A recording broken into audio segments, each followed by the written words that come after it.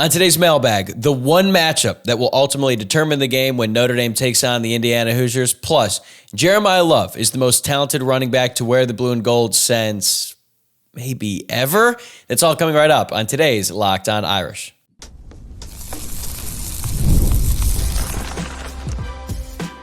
You are Locked On Irish, your daily podcast on the Notre Dame Fighting Irish. Part of the Locked On Podcast Network, your team every day. What is up and welcome in. This is Locked On Irish, your daily Notre Dame podcast. My name is Tyler Wojciak and I'm the host. I'm a Notre Dame alum and producer at Fox Sports. And today is Friday the 13th. December the 13th, that is, which is a bit unsettling, but it's still a Friday and the weekend is almost here. So let's have some fun today regardless. Thanks for making this your first listen of the day. And while you're here, please remember to hit that subscribe button on YouTube or wherever you listen to podcasts.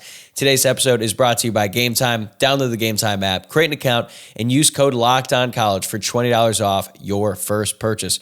Friday means we got another mailbag. There was certainly no shortage of questions this week, so thank you to everyone who sent theirs in. We are going to cover a lot today, from who Notre Dame is targeting the transfer portal to what the coaching carousel might look like after this season. But let's start with the big game that is coming up, and it's officially just 1 week away. It can't come soon enough. I'm talking about the Notre Dame Fighting Irish taking on the Indiana Hoosiers. And I got a great question from Drew Brennan77, who asked, do you think the Irish will be able to get home with their pass rush on Friday night? Or do you think Indiana will opt to run a ton of quick slants to negate the rush? The answer to this question, specifically the first question, is going to determine the outcome of the game. If Notre Dame's pass rush is able to get home consistently, they are going to win this game. If they don't, they could very well lose to the Hoosiers. Ultimately, I think Notre Dame is going to throw everything at Curtis Rourke, the starting quarterback for Indiana. And ultimately, I do think Notre Dame is going to be able to get to him. But to the second question that Drew asked, do I think Indiana will run a ton of slants to negate the rush? Yes, they're going to do that regardless. They love throwing slants. They love throwing back shoulder fades. Curtis Rourke and those wide receivers are really good. They have been really dialed in all season long. And there's a lot of college teams who are afraid to attack the middle of the field. It's a little bit more dangerous, right? A lot more traffic in the middle of the field. But Indiana's not afraid to do it, and they're not going to be afraid to do it against Notre Dame. So they're going to try that early and often. We'll see how Notre Dame's cornerbacks are able to respond, and if the linebackers are able to make some plays in coverage. We know that Notre Dame likes to run a ton of man. Maybe they switch things up in the playoff game. They try to run some zone to confuse Indiana. But either way, it's going to come down to whether or not Notre Dame is going to be able to get pressure on Curtis Rourke. And Al Golden is so good at scheming up blitzes, even though due to injury, Notre Dame doesn't have like an elite pass rusher. Could have been Boubacar Traore, but he's out for the season. Jordan Botelho had a great start. He's out for the season. Notre Dame has been able to make up for that with great schemes. And also the linebackers have been very effective in the blitz game as well. Unfortunately, Kingston Viliamu-Asa, the true freshman who might be the best blitzer out of any of the linebackers, is not going to be able to play this game. I don't expect to see him at all in this playoff run, which is just another unfortunate injury for this Notre Dame defense. But all the other guys have been really good too. We know Jalen Snead can get after the passer. Jack Kaiser can get in the backfield. He's been really good at that as well. Drake Bowen has certainly shown a knack of getting after the quarterback as well. So Notre Dame has dudes at linebacker who can get there. Plus Howard Cross is going to be back for this one. That is absolutely huge for the defensive line. Him and Riley Mills are such a dominant duo. So if Notre Dame is able to get home, they're able to get pressure. It's going to be a long night for Curtis Rourke, because even though he's been fantastic this year, 70% completion percentage, 27 passing touchdowns to just 4 interceptions, just over 2,800 passing yards. He had his 2 worst games of the year against the top 2 defenses they faced, Michigan and Ohio State. Now, against Michigan, he was really good in that first half, but that second half, that was really bad. And that actually carried over into their next game against Ohio State.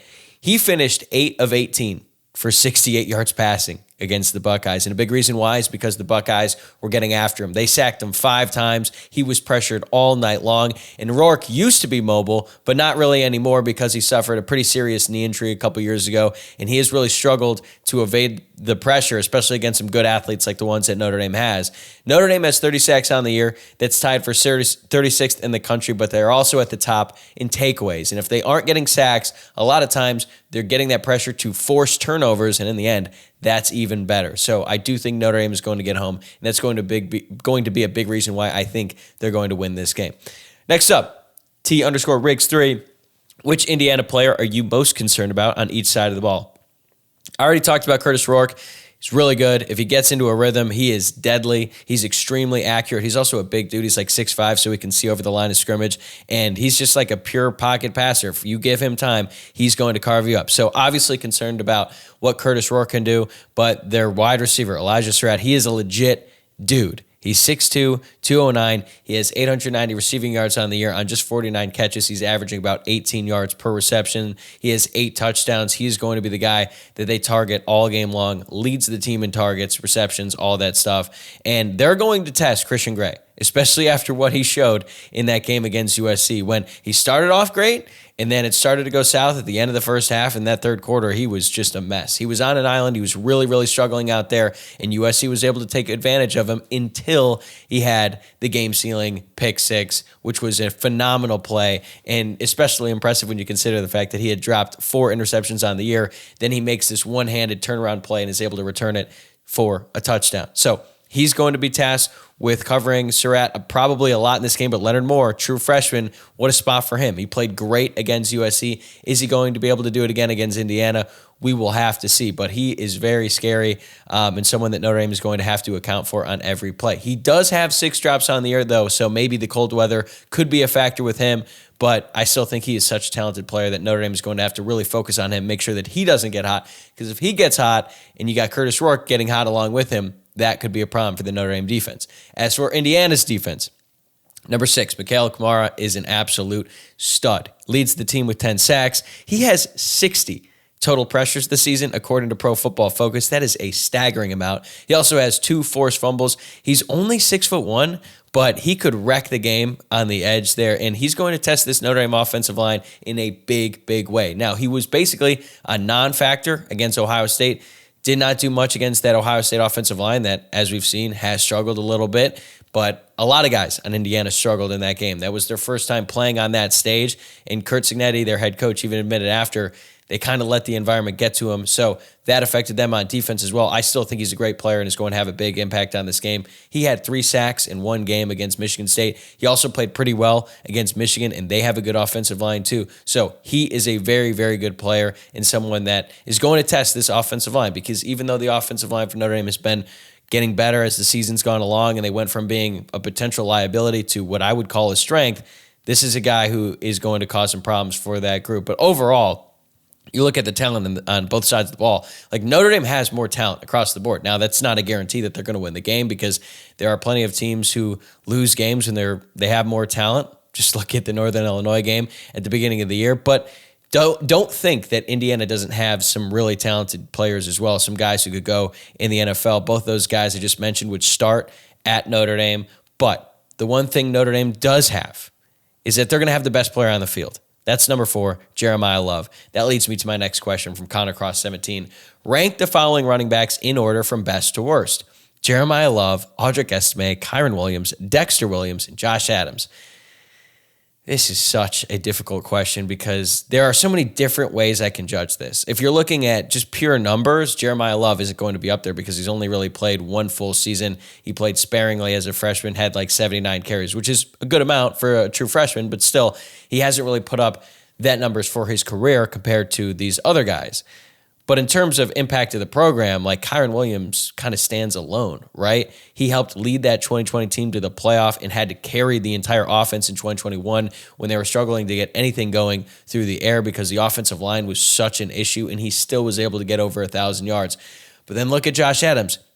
He played a lot as a true freshman, put up a ton of numbers in his 3 seasons with the Irish, but he also had the Joe Moore Award-winning offensive line in 2017, so we can't just ignore that fact. Sometimes he was running through holes that, hell, you or I could have ran through and gotten 5 yards. And then you have Dexter Williams, who is so supremely talented, but he struggled to stay on the field throughout his career, dealt with some off-the-field stuff. Man, when he got it going, he had the juice, man. He was awesome to watch. And then you have Audric Estime, who was an absolute beast. He's like the closest thing to Jerome Bettis that Notre Dame has had since the bus came through Notre Dame. So here is my list, and I'm doing it off of who I think is just the most talented. And part of this is based on potential because Jeremiah Love is only a sophomore in college.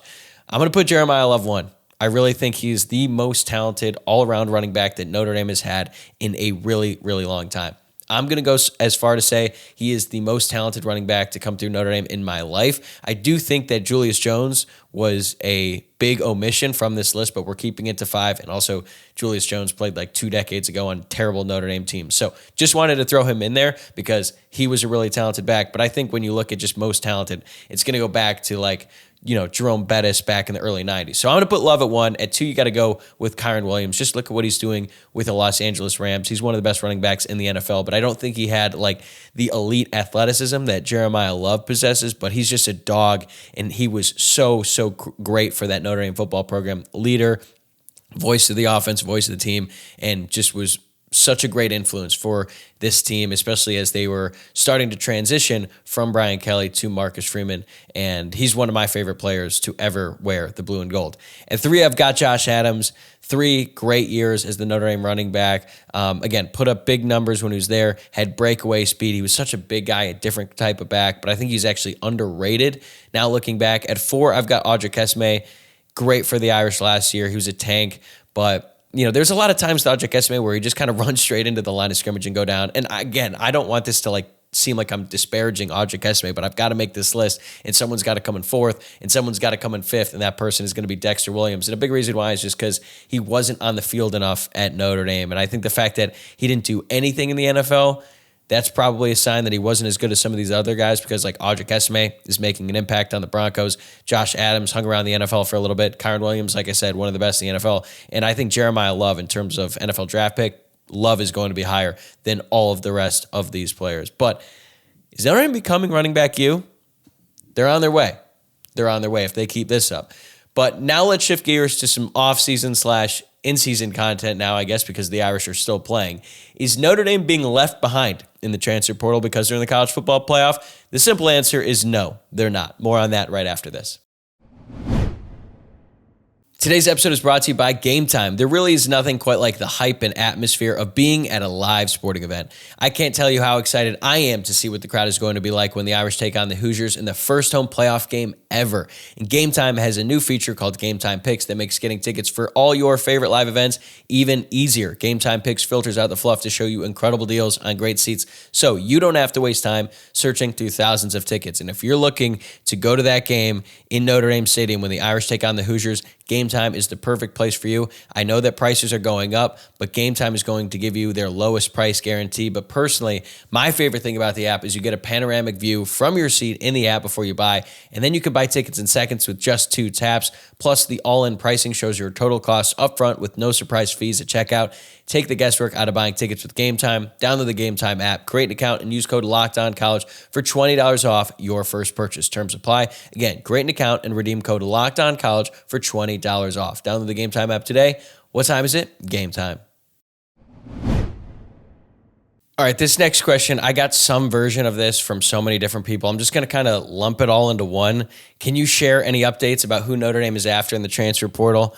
So the first thing I'm going to say is, for all my in-depth thoughts about what Notre Dame is doing in the transfer portal and why you haven't really heard all that much lately, just go back and listen to Wednesday's episode. Spent 30 minutes on it. I talked about which positions Notre Dame should prioritize the most, but I also mentioned that that is going to be a fluid process because there are going to be players on this roster who end up leaving in the transfer portal, probably some you don't expect, probably a lot more players that you would expect given their situation on the Notre Dame roster. But I went really in depth there, so I'll just give you some spark notes for today. Look, Notre Dame has been scouting guys since October, and they have a few guys already locked up. I don't know all of their names, but I do know that this is just kind of the way things operate. If you remember, Notre Dame locked up Riley Leonard before he even entered his name in the transfer portal. That's why once he made the announcement that he was going to enter the portal, all the college football reporters were like, hey, yeah, he's going to Notre Dame. So that's just kind of how things work. It's not necessarily how it was intended to be, but that's just the reality of the situation. They are still in the market for more. I think that they are even having some guys visit campus, but again, they're keeping this all under wraps because they want all of the focus and attention on this team to be about the playoff. You don't want guys in the current roster looking over their shoulder like, wait a second, what's going on here? I'm sure that they have had conversations with guys on the team who are looking at transferring because you have to stay on top of that. You cannot be surprised. I think Notre Dame was a little bit surprised by how much attrition there was at wide receiver last year, and that's part of the reason why they let Chancey Stuckey go. But still, they are in the loop of who is going to leave on their own roster and then who they are looking at to bring in. Again, I can't really share all this stuff, but we did get some news on Thursday that's already out there, so I don't mind sharing it. This came from 24/7 Sports. Tulane defensive tackle Parker Peterson put his name in the transfer portal, and Notre Dame offered him. He's a 6'4", 301-pound interior defensive lineman, which Notre Dame certainly needs plenty of once Howard Cross and Riley Mills leave after the season. He had 21 tackles, 5 TFLs, and 2.5 sacks last year for the Green Wave, and I haven't had a chance to really dive into his profile, but he is certainly playing a position of need, and Notre Dame needs as many of those guys as they can. I think Wisconsin, some other Power 4 programs offered him as well. I don't know where Notre Dame stands in that situation, but again, that information is out there, so I don't mind sharing it, but that is pretty much it. I know that there was a rumor that Notre Dame might get Stanford's kicker, but then he announced on Twitter that he was staying, so I don't know what's happening there. And there has been some discourse on the message boards that Notre Dame might be in the market for a transfer quarterback, but that's really all speculation at this point. Marcus Freeman said in his press conference that he believes that the starting quarterback next year for Notre Dame is on the roster, but he also said that he was going to keep the entire coaching staff intact last season and then fire Chancey Stuckey the very next day. So I don't really know what to believe. I don't think they're going to get a starting quarterback in the transfer portal. I think they might have to get a backup depending on whether Angeli or Minchie decides to leave. They might need to add some depth, but I don't really know. Again, this is all speculation. I got this from message boards.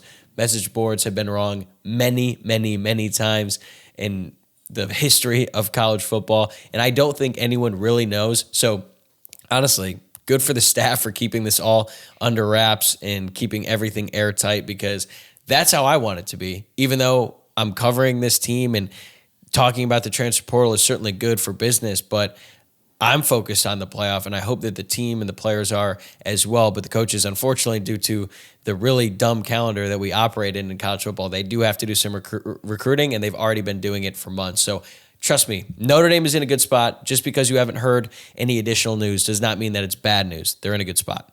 All right, next question. Mike Tierney, 5421. You covered the transfer portal. Thank you for listening to Wednesday's show. How about the coaching staff? Who do you think the Irish lose, and who is a must-keep for the staff? Look, I would love for everyone to come back, but that's just not really the reality of college football these days. I mean, I didn't think Chris O'Leary was going to leave, and then he left, but maybe that's part of the reason why they were able to retain Mike Mickens, because he is highly sought after, as are a number of the other assistant coaches on this staff. So, must keep. There's a bunch. I mean, they can't lose either coordinator. Losing Mike Denbrock or Al Golden would really sting. Losing running backs coach Steele McCullough would sting. Mike Mickens would be a brutal blow. And honestly, I think you got to put offensive line coach Joe Rudolph in that mix as well, because even though he hasn't been around for a long time, what he has been able to do with this offensive line and the mixing and matching there and all the inexperience that he had to account for, like, he has done a phenomenal job. So losing any of those guys would be a huge blow. But look, this staff has been really, really good for a long time. And I think no matter what happens, people are going to call about the coordinators, about all the position coaches I just mentioned, and probably some other guys as well. And the only names that would really surprise me if they left would be Mike Brown, the wide receivers coach, just because he hasn't really done enough yet at Notre Dame, and Lauren Landau, the strength and conditioning coach, because he's only been around for 1 year. And I think that, he wasn't just a strength and conditioning coach. He had some experience doing that for the Broncos, but he was really operating in the private sector. I don't think he's doing this for money. He makes a ton of money with his facility out there in Denver. I think he came to Notre Dame to work with Marcus Freeman and work with Notre Dame student athletes. So if those guys left, I'd be surprised. If anyone else left, I wouldn't be surprised at all, because this is just how college football works. Now, I think Notre Dame has put themselves in the best position possible. They pay these guys really well, and they have Al Golden and Mike Denbrock locked up for another 3 more years after the season. They're both getting paid at least $2 million annually. So they put themselves in the best position possible. But when other teams start calling about promotions, right, if you're talking about a coordinator going to a head coach or a position coach going to a coordinator job, sometimes that is too much to overcome, and it makes sense for that person's career. So I haven't heard anything. Just think back to last year. Nobody would have guessed that Notre Dame defensive line coach Al Washington would be a candidate for a head coaching job, and yet he was the runner-up for the job at Boston College, his alma mater. So we never really know. The only thing that I feel really confident in is that one guy will probably leave. Honestly, it might be more. That's just the reality. But the good thing is Marcus Freeman has shown He has a great eye for coaching talent, and he has built himself a great staff. Like, just think when Al Golden was hired, a lot of people were surprised by that move. And then as it turns out, that might be the best hire he has ever made. So we're just going to have to wait and see once the offseason actually comes around. All right, next question. Johnny Mack, which offensive lineman has exceeded your expectations more, Anthony Knapp or Emil Wagner?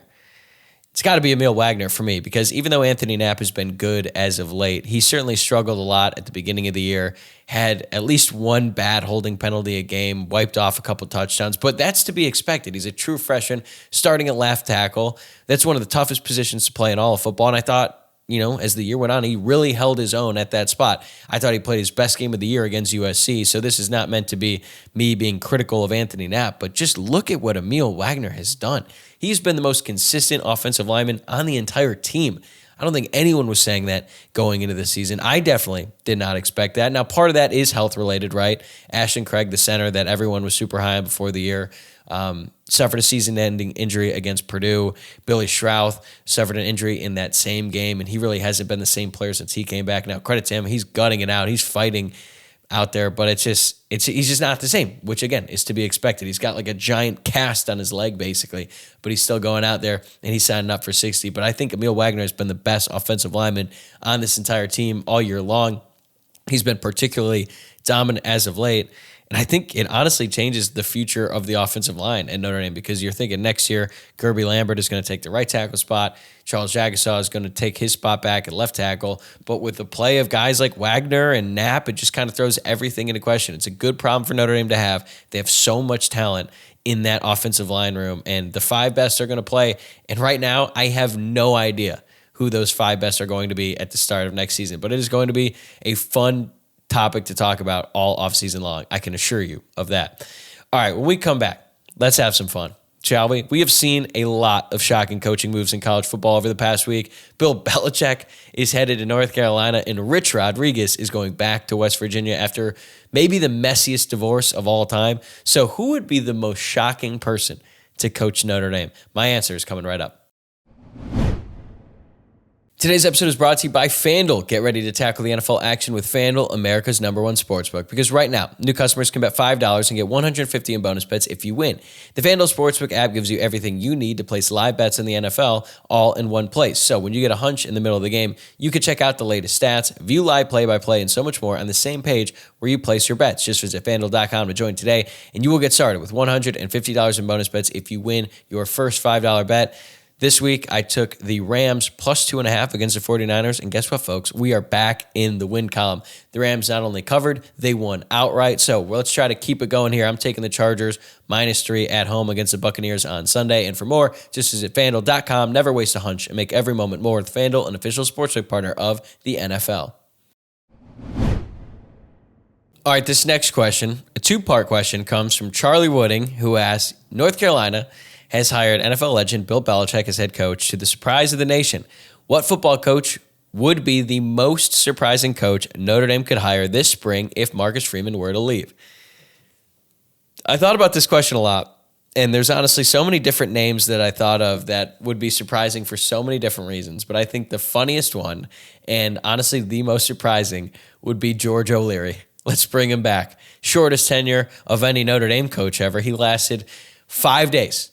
Because Notre Dame hired him back in 2001, I believe it was, and then he resigned 5 days later when it became public that he lied on his resume.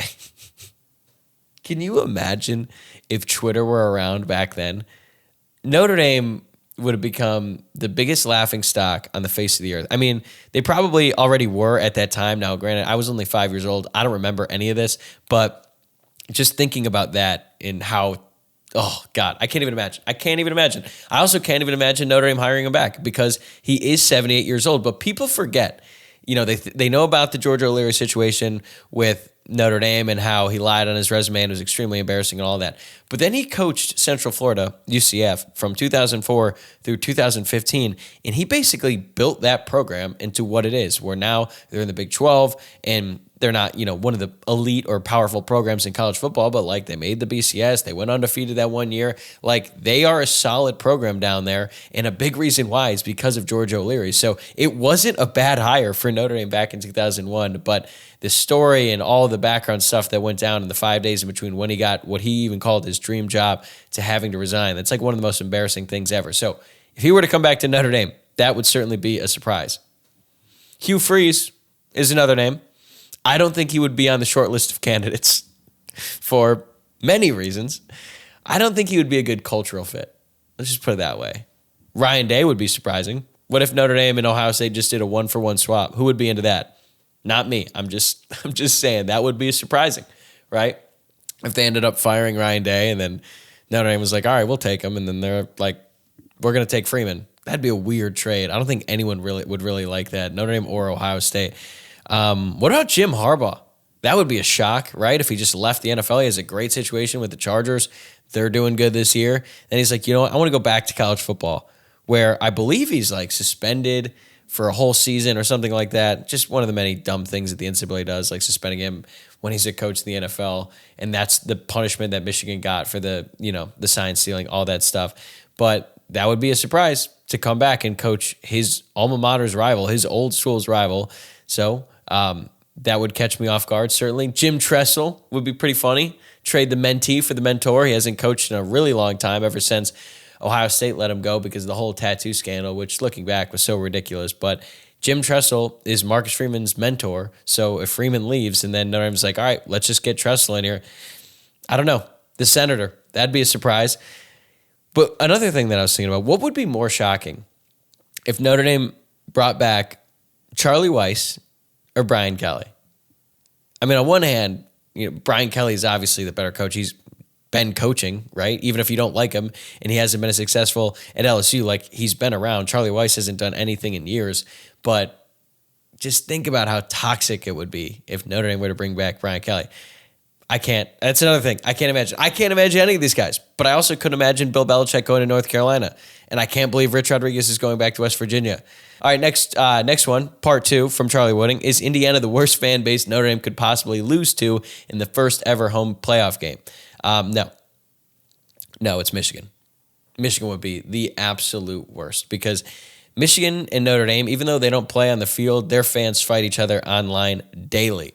And I think that situation would be extremely, extremely hostile, and the fallout from that would just be brutal. Also, Notre Dame recruits against Michigan all the time. Like, again, there's just constant battles there, and I think that loss would just be so difficult to swallow. USC would be bad for me personally and for the team because they're a rival, but, it's kind of weird because when USC is good, you hear so much from the fans, but when they're bad, they just all go into hiding and you don't hear from them at all. But trust me, if they were good and they were in the playoff and Notre Dame were to lose to them, that would be miserable. But IU is bad because so many of their alums and so many of their fans are just so close in proximity to other Notre Dame alums and Notre Dame fans because they're located in the same state. A lot of alumni from both schools end up living in Chicago. I know a ton of my friends from Notre Dame, graduated and then moved to Chicago. Honestly, a lot live in New York too. So there's a lot of overlap there. But I have noticed some of the discourse going on online between Indiana fans and Notre Dame fans. And, a lot of it is pretty dumb, just banter back and forth. Most of it is harmless. Some of it is just ridiculous in my opinion. But I've noticed that their only dig to Notre Dame fans is that most of them didn't go to Notre Dame. That's it. That's all you've got. I mean, I went to Notre Dame, and I think that's an incredibly lame thing to say because, my parents didn't go to there, and they still love Notre Dame. They're probably bigger fans than anyone else I know. So I don't understand why attending the university is a prerequisite to being a fan of a team, especially a national team like Notre Dame. What a lame thing to make fun of people for. But that's their only dig because a lot of them probably wish they went to Notre Dame too. So they try to use that against other people when in reality it just makes them look bad. And historically, they have nothing else to stand on because IU is literally, I think they're top 3 of the worst college football programs ever. Certainly up there with the most losses, worst winning percentage, all of that. So I don't really know. But hey, this is their moment. They've been great this season. They're loud, they're proud, and they're cocky. And I'm sure that there's going to be a lot of IU fans who make the trip to South Bend for that game. I have no doubt about that at all. There's going to be plenty of rat on the tailgate lots, but I think in the stadium, that's going to be a different story. So they can have fun watching our brothers. Next question. Jim Morrissey, Q71. Why did Cam Williams not see the field even for 4 games in the regular season? Does recruiting a supposed star receiver and then not playing him at all impact recruiting? As unless there is an injury Cam Williams is dealing with, his lack of opportunities could be a negative recruiting reality. True? Okay, we got to tighten up the grammar there, Jim Morrissey. That was a tough question to read. So he did have an injury at some point, but the fact of the matter is he's just not ready to play, and the rotation this year is filled with veterans in front of him. Like a lot of the guys who get the bulk of the reps for Notre Dame, Bo Collins, Chris Mitchell, even Jaden Harrison, like those guys are transfers, but they've also been around college football for years. Jaden Greathouse played a lot as a true freshman last year. He's playing a lot as a sophomore. Jordan Faison, same deal. So part of it is his ability, and just he's buried on the depth chart. Notre Dame has a lot more guys. If this were 2023, he were a freshman on that team, then yeah, he probably would have played because Notre Dame was so thin at the wide receiver position. And I mean, just look at a guy like Micah Gilbert, who was not rated as high as Cam Williams on the recruiting sites, but a very talented prospect. He looked awesome in the preseason, had a couple touchdowns in the spring game. He barely scratched the field this year. That's fine. That's honestly a good thing. You want to have veteran guys in the room. But I would also say that it's fair to be skeptical about Cam Williams and if he's ever going to be able to live up to that borderline 5-star rating. I think one site even had him as a 5-star because if you're a 5-star receiver and you're that elite at your position, that specific position, you're probably going to play early. I understand that Williams has to learn about route running, blocking, like running option routes and things like that in a complicated offensive scheme. So I have no issue with him not playing this year, but if he's not making any sort of impact next year as a sophomore, then I'll start to get concerned. But as for recruiting, no, it's not like not playing Cam Williams is going to be an issue. It's the lack of production from the wide receiver room as a whole. They really just don't have a wide receiver one. I thought it was going to be Bo Collins, but he's really regressed through this point. So it's not specific to Cam Williams, but Notre Dame definitely needs their wide receivers to step it up a little bit. That way they can attract more high-end receiver recruits. All right, last one. Justin Wheeler 1. As a lifelong Notre Dame fan, my dad and 2 brothers and myself are making the trip up to South Bend for the playoff game for the first time. What are some things we should look forward to on game day? Well, first of all, Justin, what a game to pick for your first Notre Dame game. The first home playoff game ever. Like, it's going to be hard to ever top what you're going to experience the first time in South Bend. So good for you. Really excited for you, your brothers, and your dad, because it is going to be awesome. I would just say try to pack in as much as you can. If you can, get there the day before, and then you can walk around the campus. You're not going to be in any rush. You're not going to be like, okay, the game is coming up, or you want to tailgate or do anything like that. So try to spend as much time as you possibly can in the area. Walk around the campus, see all the sites. Walk around the Golden Dome, take the pictures, go inside the Basilica, go to the grotto, say a prayer, light a candle, go to Touchdown Jesus, do it all. I took my girlfriend to Notre Dame for the first time this fall, and we walked so much the day before the game, and it was so fun because even though I've been there, I went to school there, but I've also been to so many games. But when you get to experience that with someone for the first time, it's really, really cool. And you get to see Notre Dame through their eyes, and it just makes for a really fun experience. So you get that with your brothers and your dad. I'm jealous of you, man, because it is going to be so fun. And it's going to be a memory that you are always going to cherish. But that is going to do it for today's episode. And that's another week of Locked On Irish in the books. Next week, it will officially be game week. So I will be right back here on Monday morning. Plenty more thoughts about the upcoming game against the Hoosiers. Going to have some special guests on next week as well. So it's going to be really, really fun. Going to have a new show out for you every single weekday leading up to that game. And I'll have one for you on the day of the game for your drive in for some folks on your flight. Whatever the case may be, I cannot wait. So remember to subscribe on YouTube or wherever you're listening to podcasts. That way you never miss an episode. And if you liked what you saw today or you heard, remember, like this video on YouTube or rate the podcast 5 stars and leave a review. Have a great weekend, everybody, and I will see you on Monday.